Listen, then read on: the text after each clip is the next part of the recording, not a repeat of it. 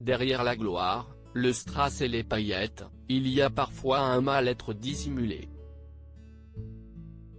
C'était le cas de Freddie Mercury, qui avait beau s'être hissé au plus haut grâce à son groupe de rock, il ne restait pas moins un artiste malheureux.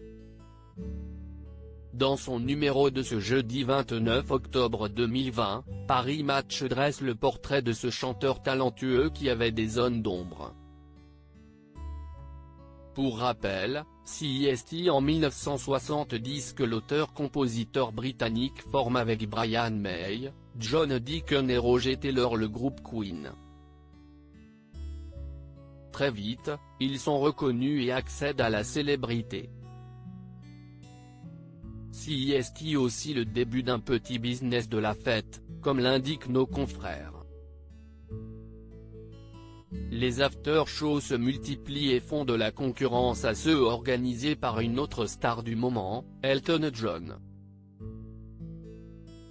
Le maître mot de ces soirées est la décadence.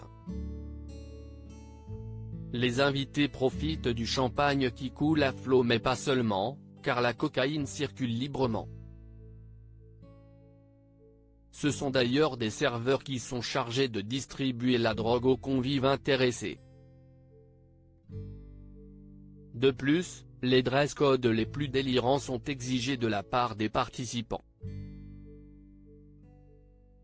De son côté, Freddie Mercury a du mal à gérer ce qui lui arrive, notamment son incroyable succès dans l'industrie du disque, d'autant plus qu'il n'ose pas évoquer publiquement son homosexualité.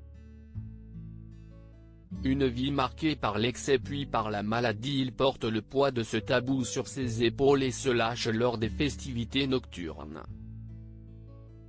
Il tombe dans le sexe facile, la drogue dure et l'ambiance rock'n'roll en partageant de la cocaïne avec Andy Warhol, en proposant une liaison d'un soir à Michael Jackson ou encore en chantant avec David Bowie. L'excès fait partie de son quotidien.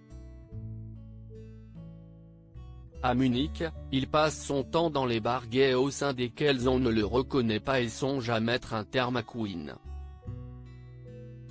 En attendant printemps 1985, date de la séparation de son groupe, il repousse ses limites un peu plus chaque soir en se détruisant, jusqu'à ce que la maladie prenne le dessus.